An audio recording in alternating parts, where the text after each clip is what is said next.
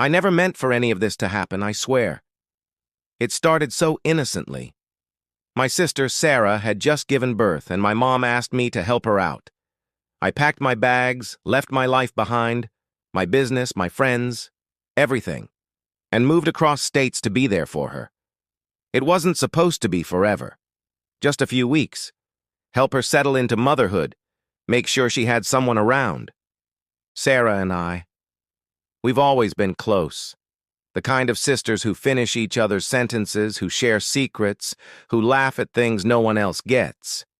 She was my best friend before she was anyone's wife.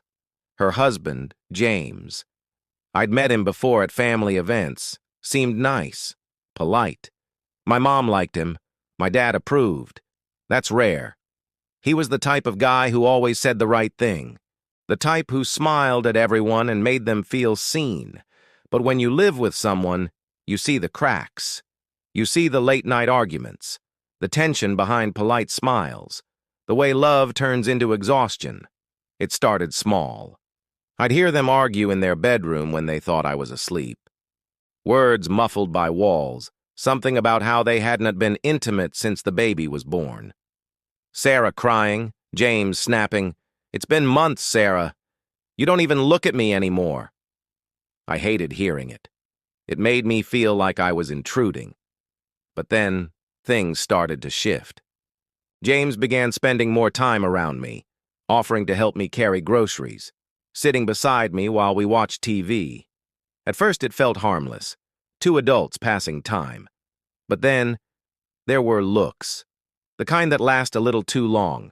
The kind that make your heart race, even though you know it shouldn't. One night, we were watching a movie. The baby was asleep. Sarah had gone to bed early. A quiet moment in the dim glow of the TV. He looked at me, smiled, and said, "You remind me of what she used to be like." I froze.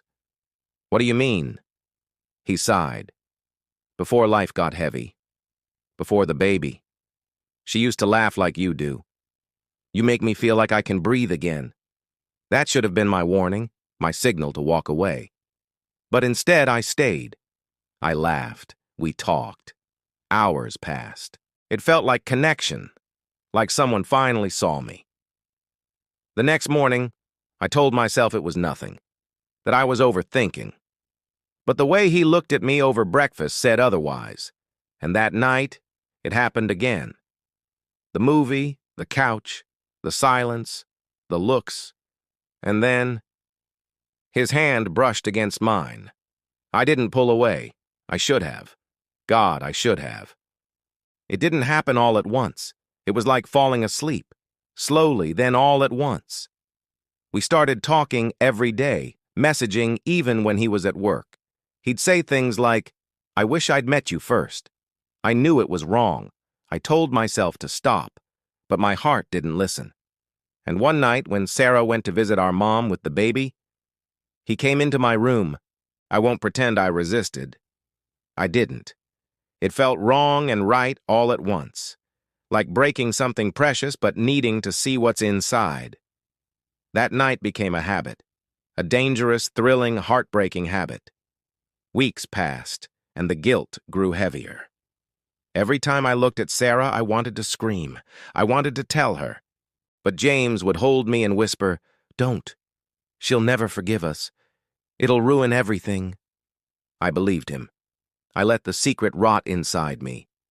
Then one morning, I missed my period. My hands shook as I held the test in the bathroom. 2 pink lines.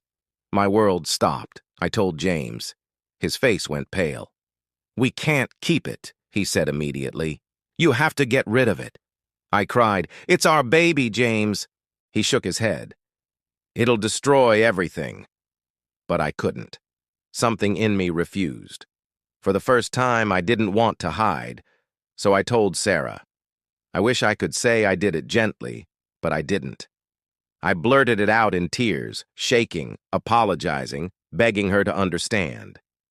I told her everything, the affair, the pregnancy, the guilt. Her face went blank, then red, then she screamed, "Get out! Both of you! Get out of my house!" She called my mom. Within hours, everyone knew. My phone exploded with calls, messages, insults. My family disowned me. My mom said, "You're dead to me." But James stood by me, or at least he said he would. He packed a bag, told me he loved me, that we'd make it work. And for a while, I believed him. He moved in with me.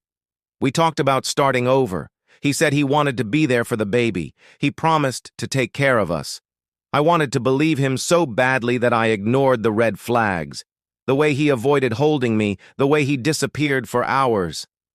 Before we continue, we would like to thank all of you who support us by subscribing, liking, and sharing our content. The only appreciation we ask of you is that you subscribe, like, and share this video if you are not yet one of our subscribers. Thank you. At first, it felt like we could rebuild, but then he changed.